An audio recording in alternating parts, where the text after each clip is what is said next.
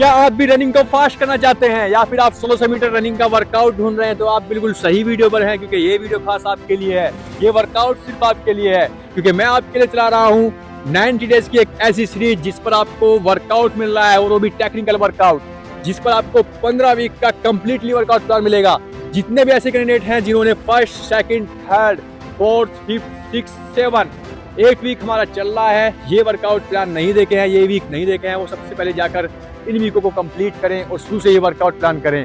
स्वागत है आपका हमारे YouTube channel run for run 3000 metre में। मैं आपका दोस्त Saqib Tyagi, two national medallist, two state cross country medallist with experience for 15 years running and 12 physical excellent Indian army. तो मैं आज आपके लाया हूं जो हमारा 90 डेज का चैलेंज चल रहा है। अगर आप 1600 मीटर रनिंग को फास्ट करना चाहते हैं तो आप बिल्कुल सही वीडियो पर हैं, सही वर्कआउट प्लान पर हैं। 8 वीक चल रहा है हमारा, उसका आज है मंडे में आपको क्या वर्कआउट करना है। मंडे में आज आपको करना है, हमारा 8 वीक का फर्स्ट डे है और 7 वीक हमारा कंप्लीट हो चुका है। तो मंडे में आपको आज क्या वर्कआउट करना है ये आपको देखना है और वीडियो में पूरे बने रहना है। और मैं आपको बताता हूँ कुछ किस प्रकार से आपको किस प्रकार वार्म अप करना है, किस प्रकार एक्सरसाइज करनी है, स्ट्रेचिंग एक्सरसाइज, या फिर आपको किस प्रकार एबीसी ड्रिल लेनी है या स्ट्राइड लगानी है। वर्कआउट तो आपको कहीं भी मिल जाएंगे, किस प्रकार आपको कूल डाउन होना है। मैं आपको शुरू से ही आपकी मसल्स को देखते हुए, आपकी परफॉर्मेंस को देखते हुए ये वर्कआउट प्लान करता हूं, जिससे आपको क्रैम्प आने के चांस कम हो और आपकी रनिंग परफॉर्मेंस अप हो। तो चलते हैं इस वर्कआउट प्लान की तरफ, चलते हैं इस वीडियो की तरफ। तो सबसे पहले जितने भी ऐसे कैंडिडेट हैं जिन्होंने हमारे चैनल को सब्सक्राइब नहीं किया है, वो सब्सक्राइब कर सकते हैं, क्योंकि इससे आपको अगली अपडेट जल्द ही मिलेगी और अगले वर्कआउट प्लान के सेशन में आपको जल्द ही अपडेट या फिर नोटिफिकेशन आपकी यूट्यूब पर आ ही जाएगा। तो चलते हैं इस वर्कआउट प्लान की तरफ, क्योंकि हमारा जो 1600 मीटर रनिंग का टारगेट है वो 4:30 का है 90 डेज में। और जो हमारी लॉन्ग डिस्टेंस के एथलीट हैं, जितने भी बिगिनर्स एथलीट्स हैं या फिर एक्सपीरियंस एथलीट हैं, उनको ये समझ नहीं आ रहा कि वर्कआउट कहाँ से करें। तो ये वर्कआउट सिर्फ आपके लिए है, क्योंकि मैं आपको शुरू से ही बेसिक से ही बता रहा हूँ कि किस तरीके से आपको वर्कआउट करना है। आप पूरे बने रहिए वीडियो में और शुरू से ही वीक देखिए।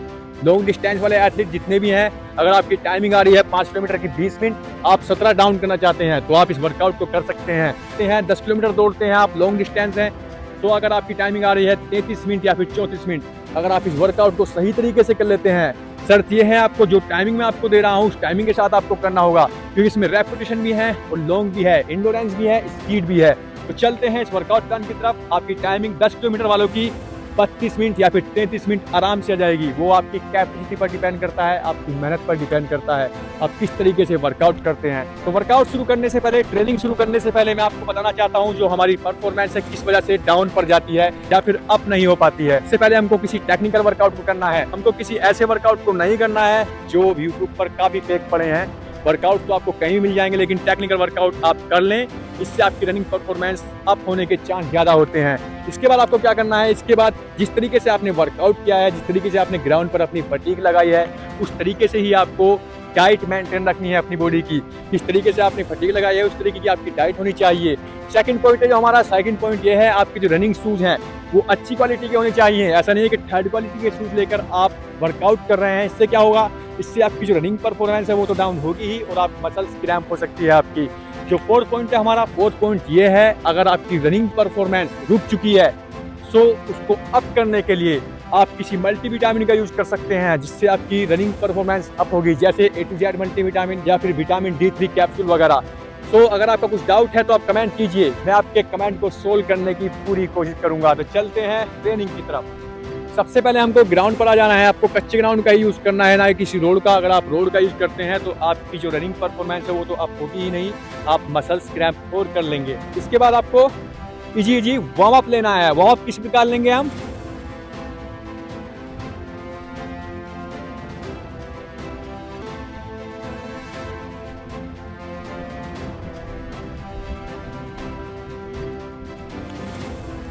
तो आपको इस प्रकार ही वार्म अप लेना है। मतलब आपको 10 मिनट का वार्म अप लेना है।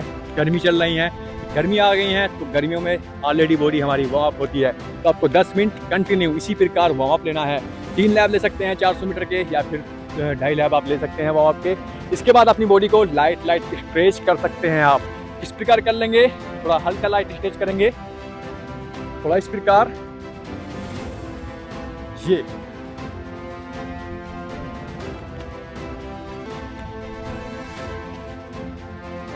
ये थोड़ा नीच को भी कर लें।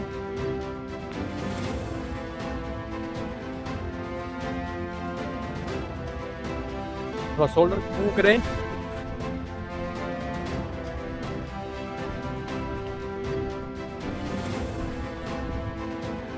तो ये भी कर सकते हैं।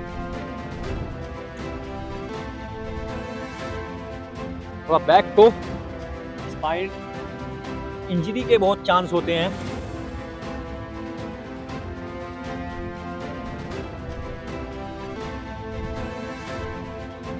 थोड़ा लाइट ही स्ट्रेच करना है, ज़्यादा स्ट्रेच नहीं करना है आज, क्योंकि आज मंडे है। मंडे में आपका कुछ भी हो सकता है, एंडोरेंस भी हो सकता है, स्पीड भी हो सकता है।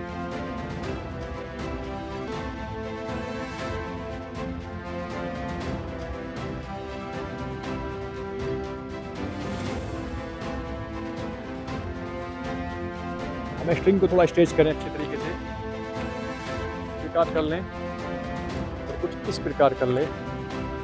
मैं आपको जल्दी बता रहा हूं जिससे वीडियो लॉन्ग ना हो। आपको 5 सेकंड डाउन 5 सेकंड होल्ड करना है सभी एक्सरसाइज का। ये हमारी कुछ बेसिक एक्सरसाइज हो चुकी हैं। इसके बाद आपको जंपिंग जैक कर लेनी है थोड़ा इस प्रकार। ये भी आप कर सकते हैं ग्लूट्स पावर के लिए। अब आपको क्या करना है, ये हमारा वार्म अप के बाद में स्ट्रेच हो चुकी बॉडी। अब आपको क्या करना है, आप चलते हैं सीधे मैन वर्कआउट पर। मैन वर्कआउट क्या है हमारा आज का? मंडे है, 8 वीक का मंडे है। तो आज आपको मैन वर्कआउट में क्या करना है, मैन वर्कआउट में आपको कंटिन्यू 6 किलोमीटर रनिंग करनी है। मतलब आपको ग्राउंड पर ही कंटिन्यू 6 किलोमीटर रनिंग करनी है। जो आपका पेस होगा वो आपका पेस होगा 3 मिनट 40 सेकंड का।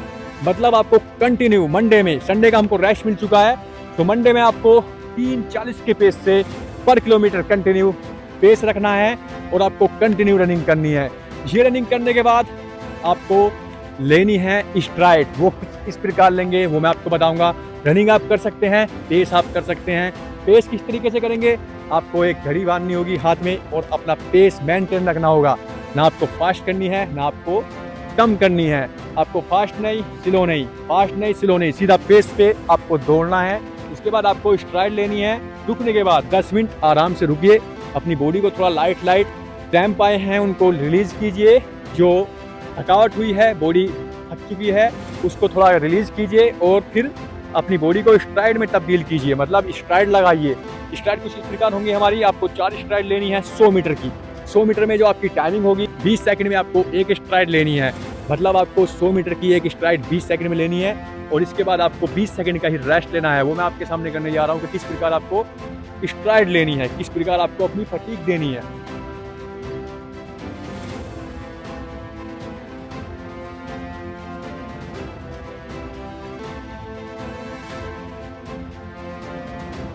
तो ये आपकी स्ट्राइड हो चुकी हैं। आपको 4 स्ट्राइड लेनी है कुछ इस प्रकार ही। मतलब अपनी बॉडी का आपको 60% यूज करना है।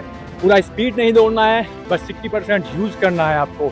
सो इसके बाद आपको क्या करना है, 1 मोर राउंड। आपको 2 लैप कूल डाउन के लेने हैं। 400 मीटर का एक लैब होता है जिसके आपको 2 चक्कर, जो लैब होता है हमारा 2 चक्कर आपको लगाने हैं।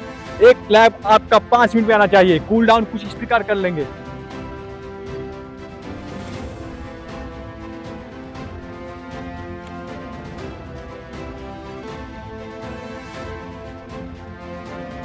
मतलब जिस तरीके से आपने वार्म अप किया था उस तरीके से ही आपको कूल डाउन करना है। 5 मिनट में आपका एक लैब आना चाहिए। इसके बाद आपको कोई फटीग नहीं देनी है। कूल डाउन करने के बाद आपको थोड़ा बॉडी को लाइट स्ट्रेच कर लेना है। स्ट्रेच कर सकते हैं, ऑलरेडी स्ट्रेचिंग एक्सरसाइज की वीडियो मैं आपको दे चुका हूँ। आप स्क्रॉल कीजिए और उस वीडियो को देखिए किस तरीके से आपको स्ट्रेच करना है अपनी बॉडी को रनिंग के बाद में। इसके बाद आपको क्या करना है, अपने सीधे घर ले जाना है। कोई फटीग नहीं देनी है। मंडे है तो आपको कोई फटीग नहीं देनी है। ज़्यादा फटीग नहीं दी हमने आज भी। कुछ रेपिटेशन लगी हैं, कुछ इंडोरेंस वर्कआउट किया है। इवनिंग सेशन में क्या करना है, ये मॉर्निंग सेशन कंप्लीट हो चुका है हमारा। इवनिंग में आपको क्या करना है, इवनिंग में सबसे पहले ग्राउंड पर आना है। ग्राउंड पर आने के बाद आपको 1 मोर राउंड, आपको 5 लैब आपको ग्राउंड के लेने हैं। मतलब जो एक लैब है आपका वो 4 मिनट में आपका आना चाहिए। इजी रनिंग कर लेनी है आपको, सिर्फ 5 लैब रनिंग करनी है। इसके बाद आपको क्या करना है, आपको करनी है जिम एक्सरसाइज। थोड़ा स्ट्रेंथ के लिए आपको जिम एक्सरसाइज कर लेनी है जिससे आपकी बॉडी में पावर आए। जिम एक्सरसाइज की ऑलरेडी वीडियो मैं आपको दे चुका हूँ, आप जाकर देख सकते हैं कि आपको कुछ बेसिक जिम की एक्सरसाइज कर लेनी है जिससे आपकी मसल्स स्ट्रेंथ हो और पावर आए। इसके बाद आपको क्या करना है, आपको लेनी है रेपिटेशन। जो मैंने मॉर्निंग सेशन में आपको बताई थी। आपको 100 मीटर की रेपिटेशन लेनी है, आपको 100 मीटर की 4 रेपिटेशन लेनी है इवनिंग में भी, और जो आपकी टाइमिंग होगी 20 सेकंड में आपको 100 मीटर की रेपिटेशन लेनी है। इससे क्या होता है, इससे जो आपकी मसल्स की जो फटीग लगी है, जिससे आपकी बॉडी में पावर आई है, वो आपका रिदम बना रहे, वो आपकी कैपेसिटी बनी रहे जिम एक्सरसाइज करने के बाद भी। सो ये हमारा इवनिंग सेशन है।